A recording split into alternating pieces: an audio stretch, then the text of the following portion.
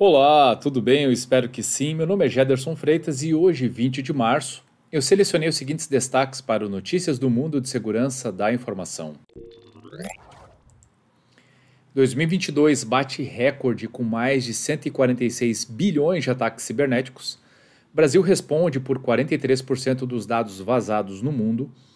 E compliance orienta decisões de cibersegurança de 65% das empresas. E eu começo com essa notícia que fala: 2022 bate recorde com mais de 146 bilhões de ataques cibernéticos. 2022 foi o ano em que os cyberataques explodiram, com um total de 146 bilhões de tentativas de golpe registradas em todo o mundo ao longo do ano. O total, que é recorde, apresentou aumento de 55% em relação aos 94 bilhões de incidentes em 2021, um número que também representa o maior já observado pelos especialistas da Trend Micro. Em seu novo relatório de ameaças, a empresa de cibersegurança cita tendências já amplamente conhecidas como vetor para esse aumento que deve ser ainda maior. A pandemia da Covid-19, assim como a adoção de regimes híbridos ou de home office pelas corporações do mundo, segue sendo o grande responsável por uma mudança no cenário de ameaças e pela quantidade cada vez maior de ataques registradas ano após ano. Mudou também a forma como os bandidos lidam com os golpes realizados. O ransomware, por exemplo, deixou de ser uma ameaça disseminada em massa para ganhar espaço com ataques direcionados, assim, se tornarem mais perigosos, mas também menos comuns, com 15,7 milhões de incidentes registrados em 2022. O total é de 12% maior que do ano anterior, mas passa longe dos números de 2016, quando esse tipo de ofensiva ultrapassou a casa do bilhão. Os ataques de ransomware estão cada vez mais direcionados e sofisticados. Segurança precisa ser tratada como investimento por todas as companhias, que devem se antecipar aos criminosos, aponta César Cândido, diretor-geral da Trend Micro Brasil. Para ele, a adoção de ferramentas de controle e práticas de proteção é essencial para garantir a defesa do ambiente digital. Esse alerta é importante principalmente para os setores mais afetados por golpes e sequestro digital. Em 2022, governos, indústria, saúde e finanças foram os segmentos com maior número de ataques, mantendo algumas tendências dos anos anteriores, mas com uma mudança importante. Os bancos deixaram o top 5. Para os especialistas, isso está relacionado aos protocolos de segurança avançados adotados por tais organizações. Saem os ransomwares entre os golpes por e-mail, que vem apresentando crescimento contínuo e explosivo. Em 3 anos, houve um aumento de 365% nos golpes que visam comprometimento de contas corporativas do correio eletrônico, com 253 milhões de incidentes em 2022 e um recorde para a categoria. O golpe do falso CEO, com bandidos se passando por executivos chaves das companhias, foi o mais comum. Entre os países mais atingidos por esse tipo de fraude estão os de língua inglesa, com destaque para os Estados Unidos, Austrália, Canadá e Nova Zelândia. É óbvio, pessoal, que, primeiro ponto, assusta a quantidade de ataques, né? Se a gente pensar no montante. Saber que isso aumentou algo em torno de 55%, né? Se comparado aos índices do ano passado, significa dizer que não evoluímos. No mínimo isso, porque, tudo bem, a pandemia, trabalho remoto, a digitalização, a publicação de muitos serviços, isso aconteceu em 2020. De lá para cá, essa é a nova realidade. E ano após ano, o que a gente presencia, o que a gente vê é um aumento nos números. Só tem aumentado a quantidade de vítimas, só tem aumentado a quantidade de golpes, os valores conseguidos pelos criminosos. Esses dias, só falando de Estados Unidos, nós falamos de 10 bilhões em 2022 de prejuízo, né, com serviços críticos. Então, percebam que a verdade é que não estamos preparados.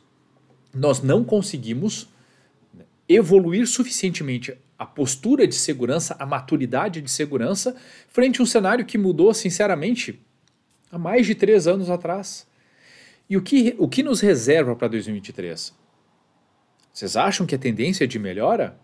Eu, sinceramente, acho que não. Por quê?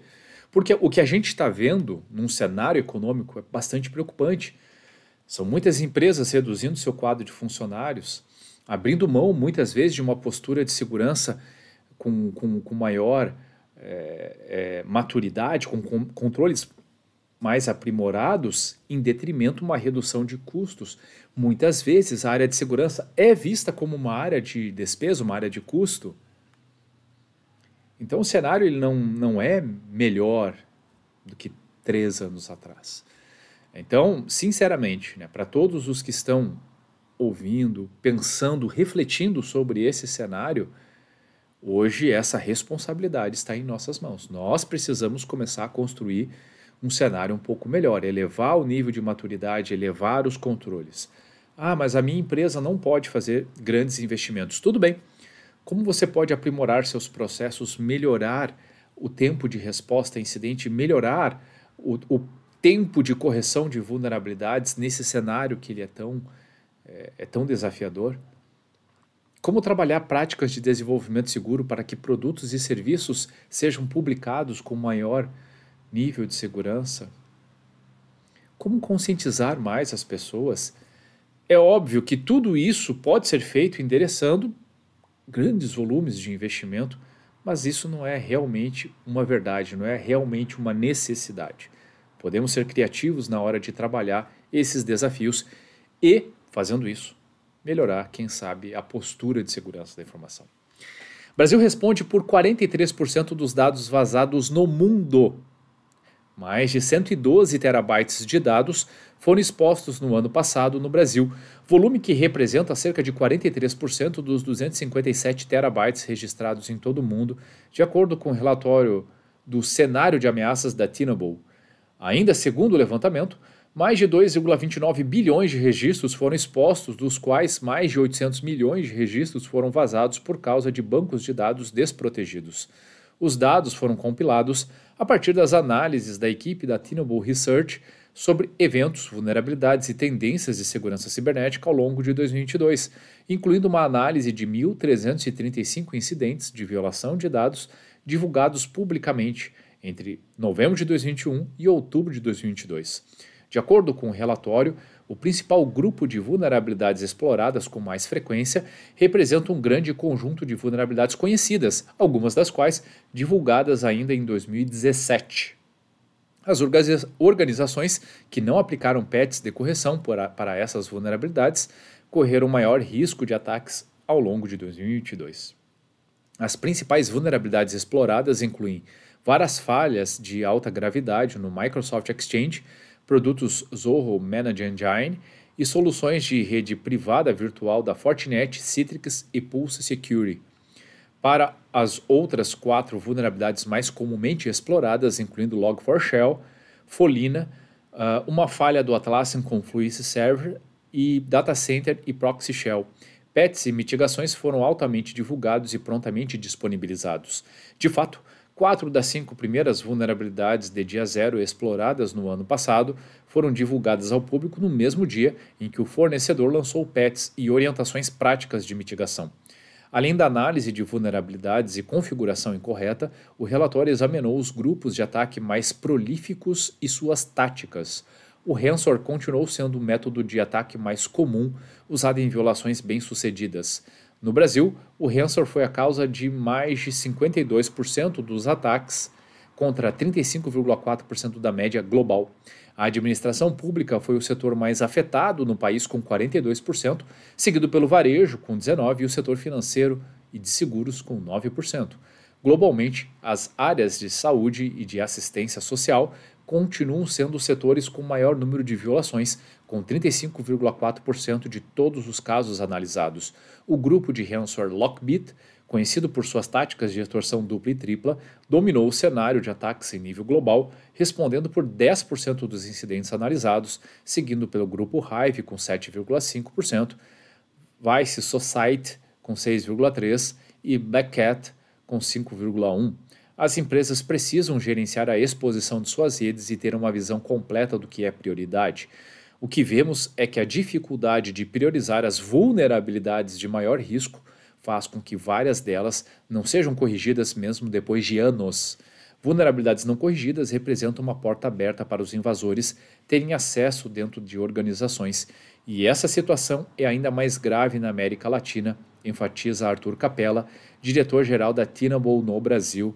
Gente, esse é um cenário extremamente preocupante, extremamente preocupante. Na matéria anterior, a gente falava sobre o número recorde de incidentes. Agora a gente fala que o Brasil é responsável por 43% dos dados vazados no mundo. Isso é muita coisa. Um único país atingir quase metade dos vazamentos em todo o mundo. Isso significa dizer, e eu vou entrar na questão de vulnerabilidades, mas que, de verdade, nós não estamos dando bola, não estamos dando atenção de fato aos dados. Poxa, segurança da informação faz o quê? Não deveria ser responsável por ajudar a garantir a segurança das informações? Meu Deus, é óbvio, né? Claro que sim. E não estamos conseguindo. E por que não estamos conseguindo? A matéria aborda uma parte disso, que é justamente um dos pontos que eu falei sobre a matéria anterior, a nossa incapacidade de ter um processo ágil de gestão de vulnerabilidades, porque a matéria falou muito bem. Ok, tinham vulnerabilidades críticas de dia zero que foram divulgadas no mesmo dia que foram disponibilizadas correções. E nós estamos lutando, pelo que a matéria diz, com vulnerabilidades de 2017, portanto quase 6 anos atrás, se não 6 anos atrás. Será que é preciso muitos investimentos ou será que é preciso uma atenção maior a isso? Será que é preciso de fato mergulhar no tema e melhorar o processo? É claro que com mais investimento, com ferramental, com automatizações, isso pode, obviamente, ser melhorado, mas isso não é necessário. Nós precisamos olhar para os nossos processos, olhar para os nossos desafios, por que não conseguimos ter agilidade nesse processo? O que nos impede de corrigirmos melhor? Estamos acompanhando essas notícias relacionadas a novas vulnerabilidades? Estamos conseguindo implementar algum processo, alguma melhoria para analisar, fazer as correções, verificar quais são os riscos inerentes a cada um dos serviços e onde eles deveriam ser priorizados essas correções? Sinceramente, eu não sei. Me dá a sensação que não. Isso é óbvio que não é uma exclusividade. A matéria fala que na América Latina esse desafio é maior. Esse é um desafio do mundo inteiro. Não à toa, os Estados Unidos têm trabalhado muito forte com questões ligadas a governo, enfatizando algumas medidas, fazendo grandes investimentos, colocando órgãos reguladores justamente para definir prazos de correção. Por quê? Porque essa é uma deficiência mundial. Agora, aqui no Brasil, isso realmente parece ter uma escala diferente. Então, a gente não está sabendo fazer muito bem o nosso trabalho. E aí, claro, acho que o segundo ponto, e que eu não vou aqui me estender muito comentando, é o fato de não protegermos os dados. Caramba, se a gente deixa os bancos de dados expostos, permite que qualquer um acesse, muitas vezes sem credenciais, como tantas vezes eu noticiei aqui, é óbvio que a gente vai passar por esse tipo de incidente muitas e muitas outras vezes. Compliance orienta decisões de cibersegurança de 65% das empresas. 65% dos líderes dizem que os requisitos de segurança da informação são adotados para cumprir necessidades de compliance ao invés de servir como ações estratégicas de longo prazo. A pesquisa realizada com 1,8 mil executivos pela KPMG aponta que apenas uma parte de cerca de 30% dos líderes entendem que o aumento da confiança na cibersegurança incrementa os lucros. No levantamento, esses 30% apontaram que a confiança importa mais do que nunca. E não se trata somente de reputação, já que cria vantagem competitiva e aumenta o resultado. Mesmo com o resultado, apontam menos de um terço dos respondentes, a KPMG entende que as empresas estão reconhecendo o valor da confiança. No estudo, os entrevistados foram questionados sobre como as empresas reconheceram a conexão entre confiança digital e a pauta ambiental, social e de governança.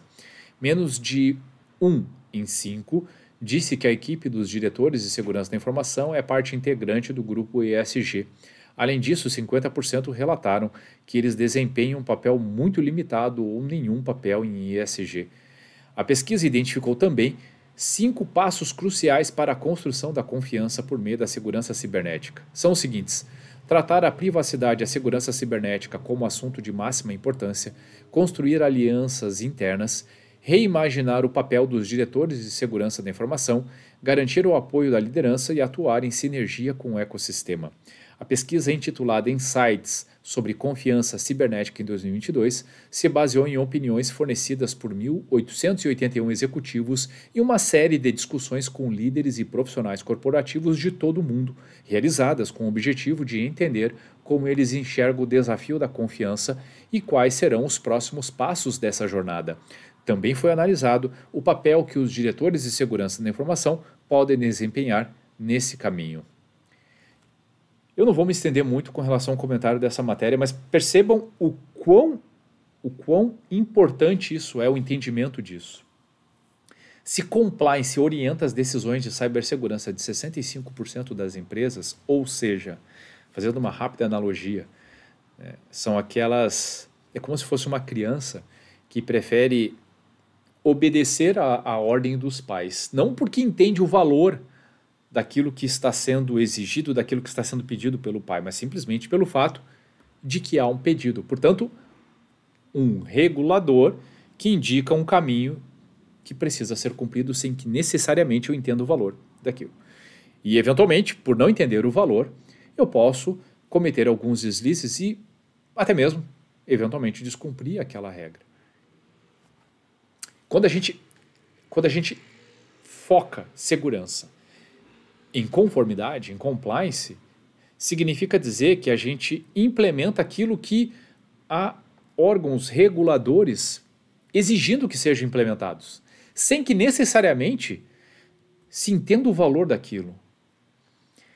Se as empresas entendessem realmente o valor dos dados, o valor das informações e protegessem de acordo com o valor daquilo que realmente é importante, a conformidade viria como consequência de uma boa postura de segurança.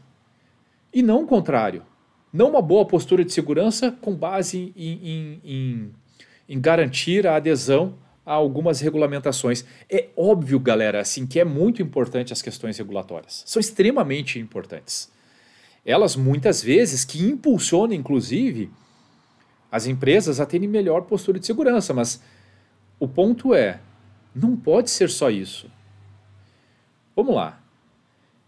Se você já trabalhou com questões ligadas à conformidade, deve saber que muitas vezes as implementações de controle são precárias.